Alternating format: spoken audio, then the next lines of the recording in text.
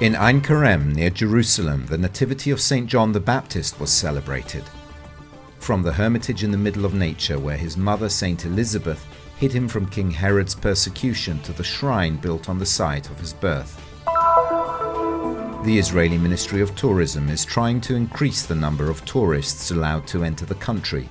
To this end, the pilot program for organized groups have been expanded. Up to 1,000 vaccinated visitors will be admitted. To date, 20 groups have visited the Holy Land. His Beatitude, Monsignor Pierbattista Pizzaballa, Patriarch of Jerusalem of the Latins, ordained Deacon Nadim Giacaman a priest on Sunday the 19th of June in St. Catherine's Church in Bethlehem. The ordination was concelebrated by a group of bishops and priests in the presence of the new priest's family, friends, and many faithful.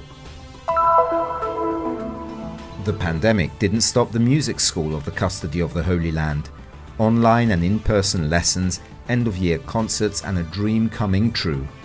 The talent of pianist Mohammed Al-Sheikh, a Magnificat student, who will perform at the end of July in the Greek theatre of Taormina, Italy.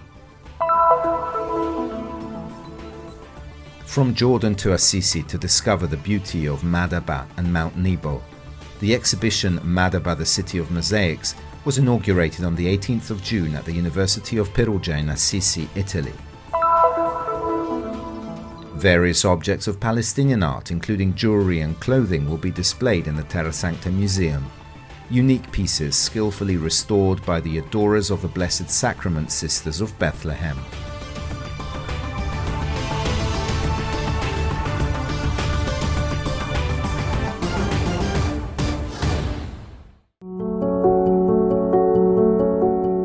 St. John in the Desert.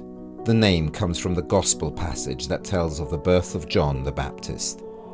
The child grew and was strengthened in spirit. He lived in the deserted regions until the day of his manifestation to Israel. A place of genuine beauty, it preserves the richness of centuries-old traditions.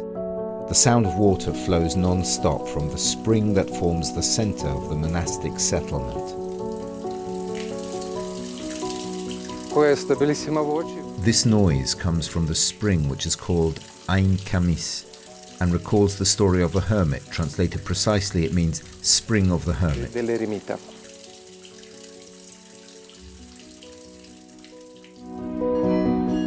In the large stone block, a cave recalls other events in the life of John the Baptist. This is a natural cave that has been enlarged over time. Tradition has it that it was in this cave that St. Elizabeth hid with her son John, later to become the Baptist, from the persecution of King Herod. We see a recent fresco from 2004 by friars from Italy depicting the hiding of John by his mother Elizabeth. On the eve of the Feast of St. John, the bell rings announcing the start of the celebration. From Jerusalem, Ein Karem, and the surrounding area, the faithful arrive to celebrate in the prayer of Vespers presided over by Brother Dobromir Jaztal, custodial vicar, together with Franciscans and religious of the local communities. Everyone goes in procession to the grotto where the Gospel according to Luke is proclaimed, which narrates the mission of John the Baptist. As it is written in the book of the prophet Isaiah, a voice of one crying in the wilderness, prepare the way of the Lord, make straight his paths. In his comments, Brother Dobromir, custodial vicar of the Custody of the Holy Land, underlined two aspects concerning the figure of St. John and his mission. First of all, the place, the environment in which he carried out his mission and the people he addressed. Secondly, the content of the message he addressed to his contemporaries, which he continues to address to each one of us.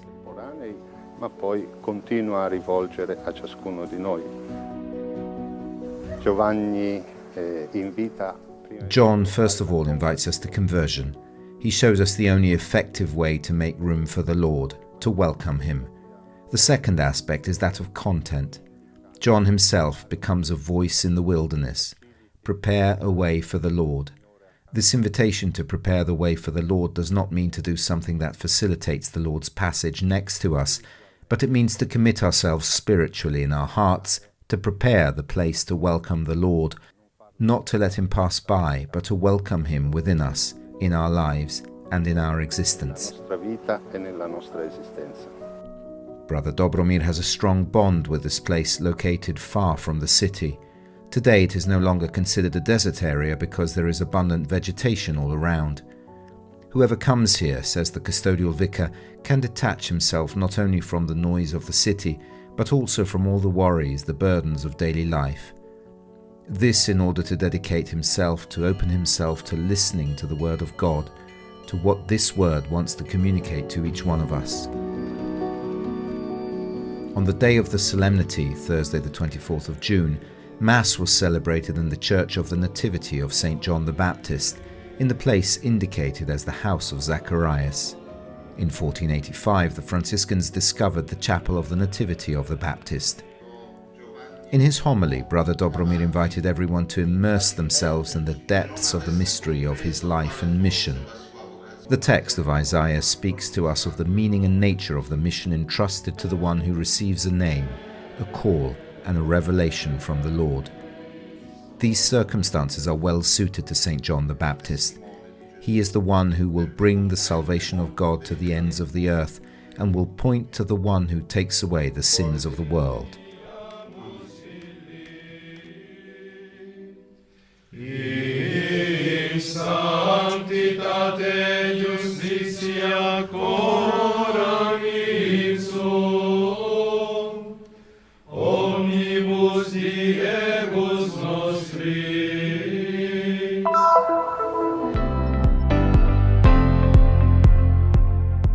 The pilot program launched by the Israeli Ministry of Tourism has recently been extended to allow the arrival of more organized groups, for a total number of 1,000 visitors. 20 groups have so far entered the Holy Land after the coronavirus pandemic slowed down and life returned to normal.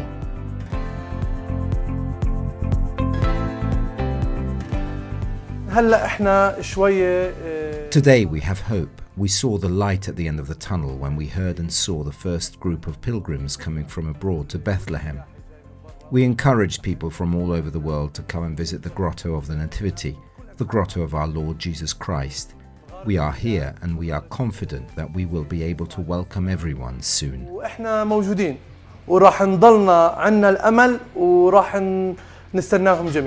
Signs of a small recovery also come from local domestic tourism. I am here in Jerusalem to assess the current situation before the tourists return. We are happy that the coronavirus pandemic and the chaos here at least are over, and we are so happy to be able to move around and go on tours without masks. This is the Basilica of the Holy Sepulchre. We are starting to see people here too. It means that tourism is picking up again. Naturally, the sanctuaries are among the most important places visited by pilgrims. The pilgrims are part of our community. And we need them. We need them, first of all, because we need to breathe with the two lungs, the pilgrims and the locals. We need also to see the hug of the Universal Church to our church, but also we need to see the solidarity, the presence of pilgrims here. So I hope that pilgrims will come back to enjoy the beauty and the wonderful experience of the pilgrimage of Holy Land.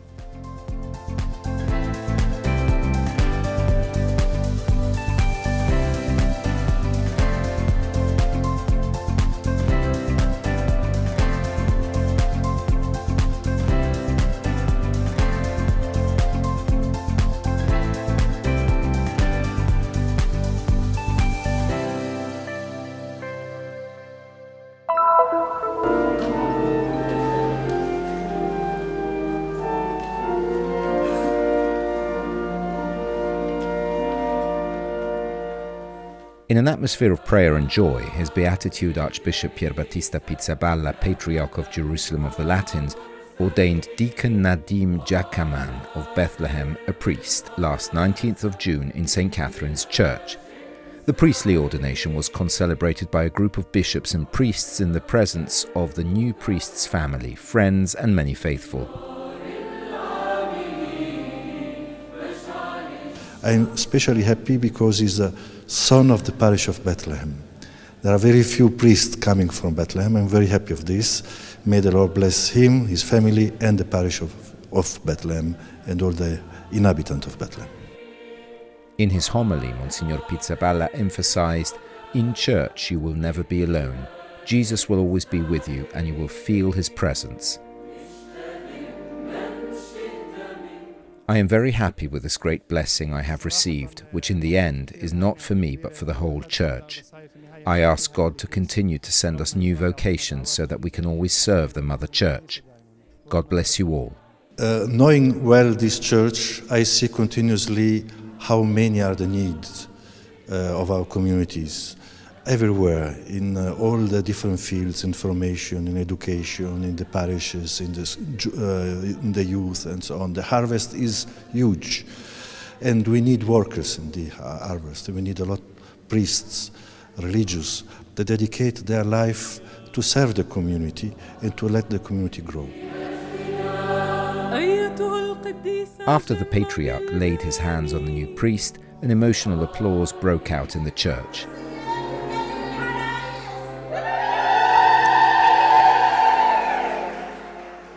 The moment when Father Nadim embraced his parents with great affection was a great joy.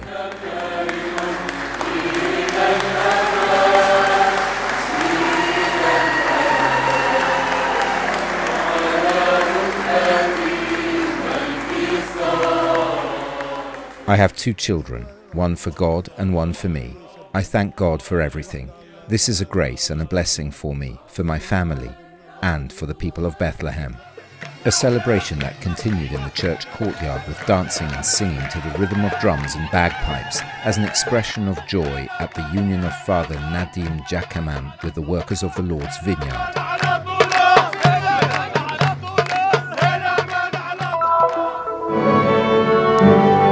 During the pandemic, music shortens distances. It has certainly been a year of challenges for everyone, but for music even more so, because teaching online is really complicated.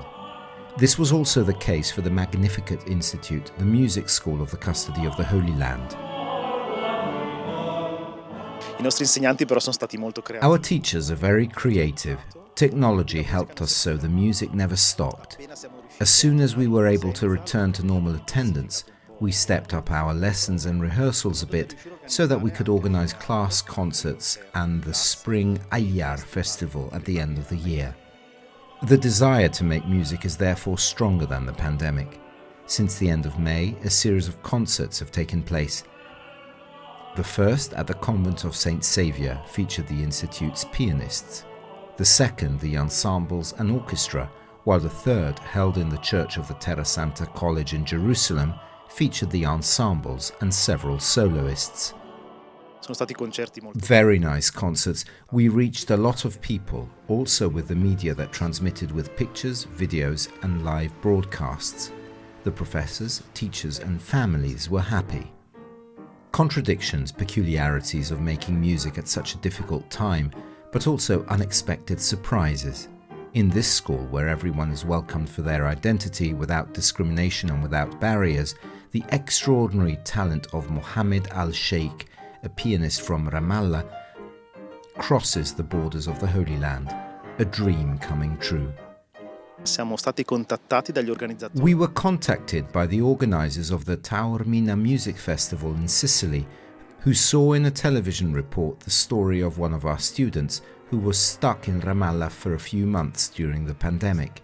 He had expressed the desire to perform in an international theatre to be able to tell the world that Palestinians can do beautiful things like music.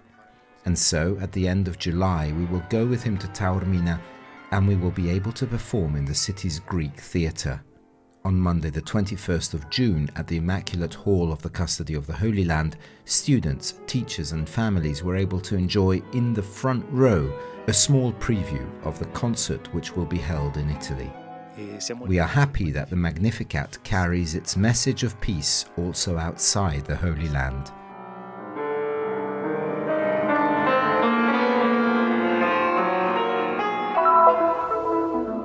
From Jordan to Assisi to discover the beauty of Madaba, Mount Nebo, the place today in Jordan from which God showed Moses the promised land and where the prophet venerated by the three monotheistic religions died.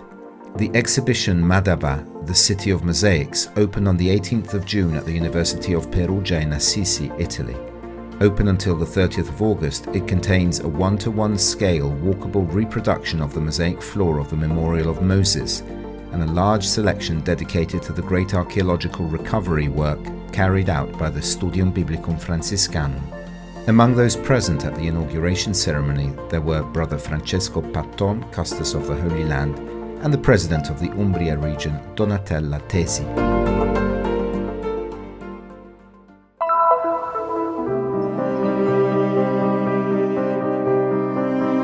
The custody of the Holy Land is multiplying its effort to expand and promote the Terra Sancta Museum, a museum that has always contributed to preserving the cultural and historical heritage of the Holy Land, as well as strengthening the local Christian identity. The second section of the Terra Sancta Museum we are planning to open will be divided in two sections, two different kinds of the Christian presence in the Holy Land. The Christian presence through the pilgrims, that is very important, but also the presence of the local Christians that live in the Holy Land. So there will be room dedicated to the art craft of the Mother of Pearl, that is very important in Palestine, and also these kinds of hat and jewelry that are very important in the Palestinian tradition in the weddings. Thanks to recent studies conducted by researcher George Al-Ama, an expert on Palestinian art, a collection of jewelry and clothes expressing the ancient local culture will be on display. هاي الكنوز هي مواد تراث ثقافي بتخص الفلسطينيين وجودها. These treasures belong to the Palestinian cultural heritage and help to document the relationship of the custody of the Holy Land with the local Palestinians. Here we see three very important headpieces, one of which was used in the villages round Hebron and two in Ramallah. These are unique pieces of Palestinian clothing that are among the rarest in the world. There are only 12 examples of this type in the whole world, and all of them are traceable. Among these rarities, we have this piece that is 90% complete. It is a headpiece dating back to Ottoman times that we call Wukiyat Adarahim, made of 3,000 to 4,000 pieces of silver. In the past, it was given to the bride on her wedding night by the sheikh, head of the village. Every village had one. تكون موجودة منها قطعة واحدة عند كل شيخ قرية بتم إعارتها للعروس فقط لاستخدامها يوم العرس. During Ottoman rule, coins were often used in the creation of jewelry and were sewn into headdresses. عندنا هون مجموعة ضخمة ونادرة أيضا من الحلي الفلسطينية المصنوعة من الفضة الخالصة. عندنا البغمة. We also have a large and rare collection of Palestinian jewelry made of pure silver. There is al-bagma, which the Palestinian woman wore around her neck, and al-zinak, which was worn on the chin and connected with pieces to the head through the shatwa of the city of Bethlehem. We also have other pieces such as the hoop that was placed over the shatwa and some jewelry such as earrings and other items. As an expert in this field, what attracted my attention the most was the wonderful, meticulous and scientific work done by the sisters. These rare pieces of art were in fact restored by the Sisters Adorers of the Blessed Sacrament, a congregation present at the Milk Grotto near the Church of the Nativity. The Terra Sancta Museum highlights the deep bond between the local faithful and pilgrims from all over the world, a bond that, on the one hand, has contributed to enrich the history of the local church in the Holy Land, and on the other to strengthen the bond between the living stones and the Franciscan custody of the Holy Land.